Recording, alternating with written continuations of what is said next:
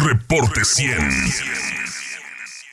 Es jueves, espacio del Colegio de Sonora, y tengo al maestro Tonatiuh Castro Silva, maestro en Ciencias Sociales por el Colegio de Sonora, y le agradezco mucho que esté con nosotros esta mañana. Tonatiuh, ¿cómo estás? Buenos días. Buenos días, es un gusto saludarles.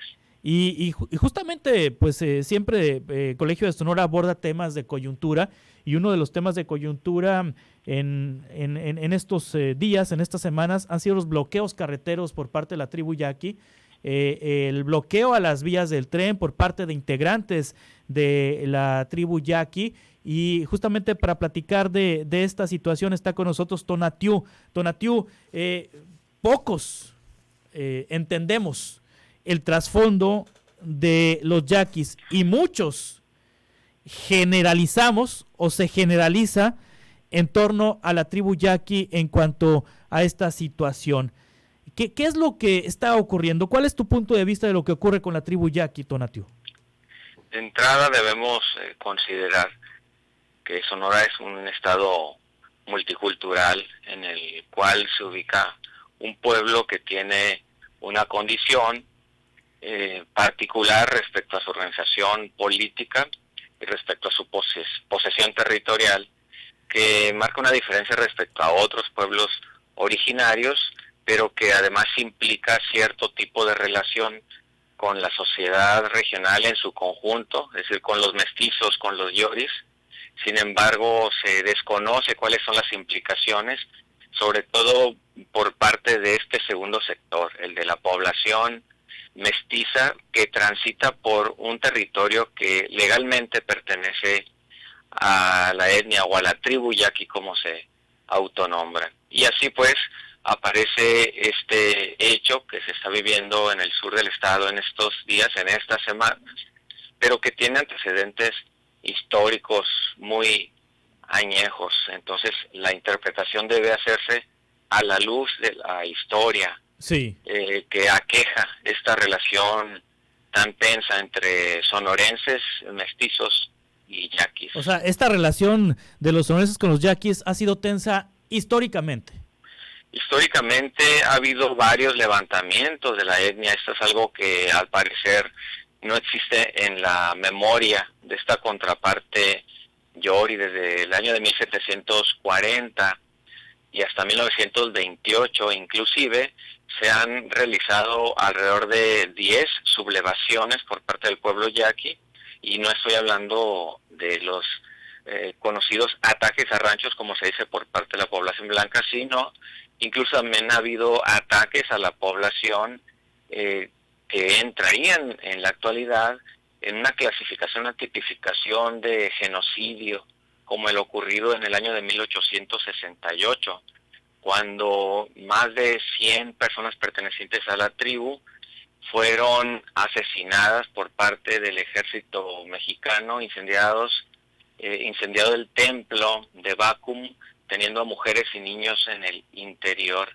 Entonces ha sido una relación tensa que se ha manifestado, sobre todo hablando de la coyuntura actual, desde hace más de 10 años, a raíz de la construcción del acueducto Independencia, posteriormente la eventual construcción del gasoducto, y en la actualidad haciendo reclamo de diversas obras de infraestructura que cruzan su territorio, que les pertenece por decreto presidencial, sin que esto implique un beneficio para el pueblo yaqui y sin que se cumplan las disposiciones que acompañan al decreto de 1937. Y aquí llegamos a uno de los puntos nodales, que es el recurso del agua.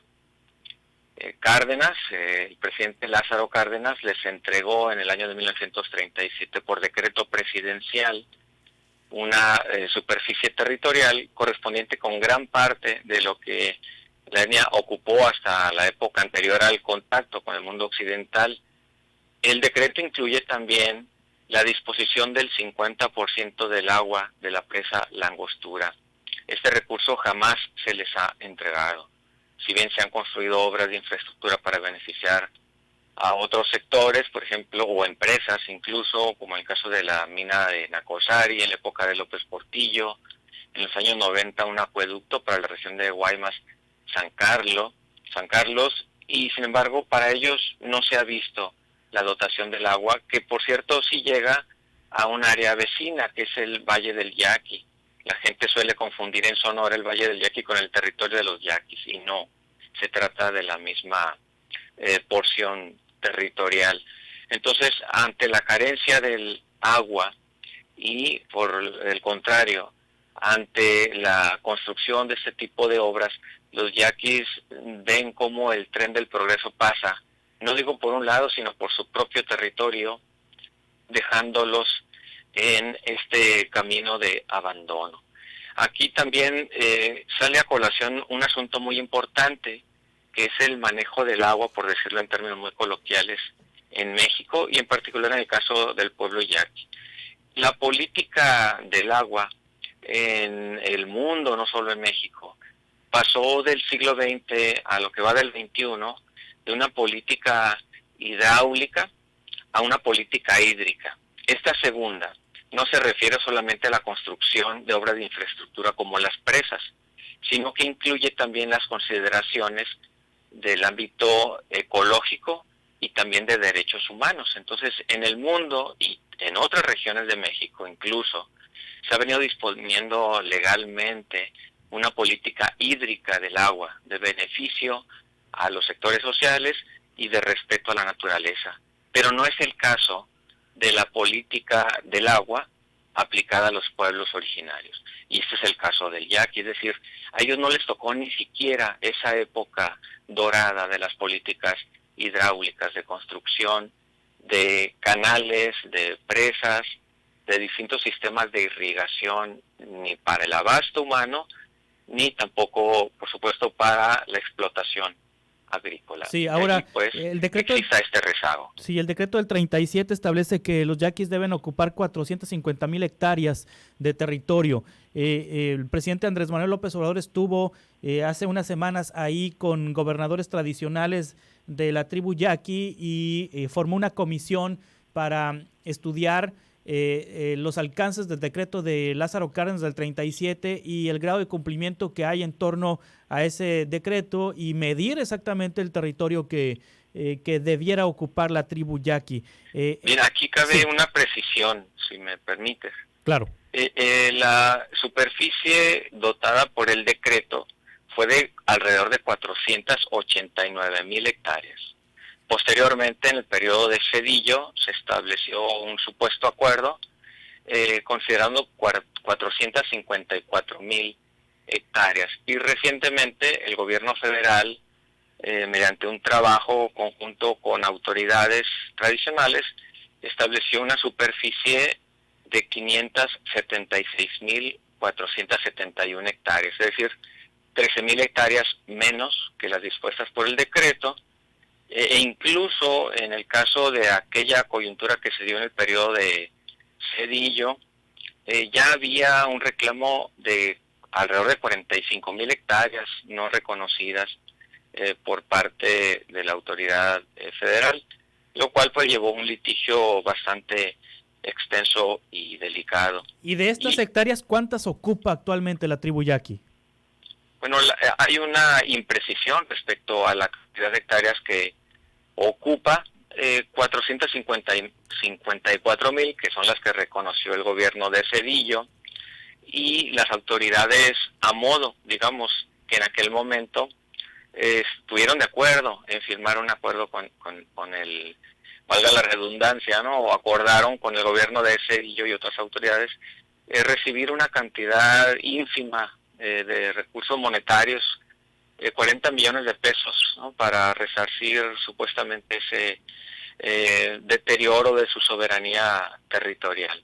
Sí. Entonces hay una imprecisión que deriva del hecho de que en la periferia de ese territorio tradicional se han asentado no solamente latifundistas, que es lo que se suele señalar, y desde luego que es cierto, pero no solo eso, sino lo que hace más delicado el asunto es que también se crearon ejidos, hay asentamientos de población mestiza humilde, es decir, campesinos, no son grandes agricultores, ¿no? Que es como se suele estigmatizar a los invasores de tierras, no, es población mestiza que también tiene una necesidad importante. Entonces allí entra este conflicto que mencionaba al inicio, de cómo la multiculturalidad no es solamente un aspecto folclórico, sino que tiene que ver con estas dobles entregas de tierra que supuestamente tienen una condición legal, pero que si se revisa históricamente, permiten ver las irregularidades. Sí, ahora a lo largo de los sexenios posteriores a Lázaro Cárdenas, pues ha habido acuerdos con la tribu yaqui por parte de presidentes. Platicando con Alejandro Aguilar Zeleny, él plantea un antes y después en el sexenio de Carlos Salinas de Gortari en lo federal y en el sexenio de Manlio Fabio Beltrones en lo estatal, cuando desde el poder, asevera Alejandro Aguilar Zeleny, se dividió a la tribu yaqui. Al grado de que pues hay autoridades tradicionales, hay autoridades que les llaman duales, y hay una situación que, por ejemplo, detonó en la última visita del presidente Andrés Manuel López Obrador, en donde el presidente se reunió con las autoridades tradicionales de la tribu yaqui, pero otras autoridades, también reconocidas por integrantes de la tribu yaqui, se inconformaron porque no se reunió con ellos y decidieron la toma de la carretera ahí en Loma de Guamúchil, y decidieron la toma de las vías del tren porque no se sintieron escuchados. Posteriormente vienen representantes del presidente y se reúnen también con ellos, pero aquí hay un antes y después. Platícame, ¿qué es lo que pasó en el sexenio de Salinas y qué pasó en el sexenio de Beltrones que ha provocado esta división de la tribu yaqui? Trato de sintetizar incluyendo el aspecto histórico, que es fundamental. El sistema jesuita se acompañó de líderes comunitarios que apoyaban las labores eclesiásticas y sociales también. Al dejar los jesuitas en 1767 la región yaqui y todo el continente americano, esta organización social devino en organización política, de allí que deba haber 8 gobernadores, uno por cada pueblo tradicional. Sin embargo, como bien mencionas y como bien citas al compañero Alejandro Aguilar Zeleny, en este periodo de entre los 80 y primera mitad de los 90, sobre todo, fue cuando se generó esta situación en la que aparecen gobernadores espurios, digamos. De hecho, no son solo los gobernadores en lo individual, es un cuerpo colegiado. Debe haber un gobernador, secretario del pueblo mayor o pueblo yohue, que es el conjunto de personas mayores o adultos que ya tuvieron un cargo de autoridad y conforman una especie de grupo normativo. Y bien, aparecen sin que tengan el respaldo de la iglesia. Debe haber un bastón de mando que tiene como respaldo simbólico el templo. Y bien, hay gobernadores que no cumplen pues con este requisito tradicional. Es verdad, este es el origen del conflicto, pero hay un conflicto derivado de ello. A estas alturas, hay gobernadores o gubernaturas que en algún momento se consideran espurias en cuanto a su localización, que de momento se podrían considerar las legítimas en cuanto a la lucha política. Por ejemplo, en el caso de este acuerdo que se está procurando por parte del gobierno federal para hacer posible un plan de justicia de la tribu yaqui, salta a la vista inmediatamente para quienes conocen esta situación el hecho de que se incluye a Cocorit y a Bacum, cuando son pueblos que desde hace alrededor de un siglo no pertenecen a los 8 pueblos tradicionales. Bacum y Cocorit fueron invadidos por la población yori y ante ello el pueblo yaqui dispuso 2 nuevos asentamientos que son Loma de Bacum y Loma de Guamúchil. Entonces en las reuniones han estado presentes estos pueblos, Cocorit y Bacum, pero hay pueblos que se sienten desdeñados y sobre todo autoridades. Es importante esta consideración porque también se señala que en estas acciones directas sobre las vías de comunicación no solamente participan yaquis, sino también mestizos de la región que tienen esta intervención política directa en ese territorio que en realidad les es ajeno. Sí. Y también hay otro aspecto por considerar en cuanto a la toma de la carretera, que es el hecho de que la lucha en contra del acueducto Independencia pareció estar en pausa durante años y de repente reaparece, por un lado. Y por otro, en cuanto a esa misma situación, resalta a la vista el hecho de que en algún momento el gasoducto, la construcción del gasoducto representó una afrenta para la soberanía yaqui, y ante ello un pueblo, una comunidad, una tropa se levantó en contra de esta inminente obra, que fue Loma de Vacum. Sin embargo, quienes en este momento pugnan presuntamente por la soberanía del territorio yaqui no alzaron la voz en contra del gasoducto. Entonces esto nos lleva a tener determinadas reservas con unos y otros grupos políticos de la comunidad, que todos tienen derecho a ser escuchados, por supuesto, por el antecedente histórico que cualquiera de los frentes reclama.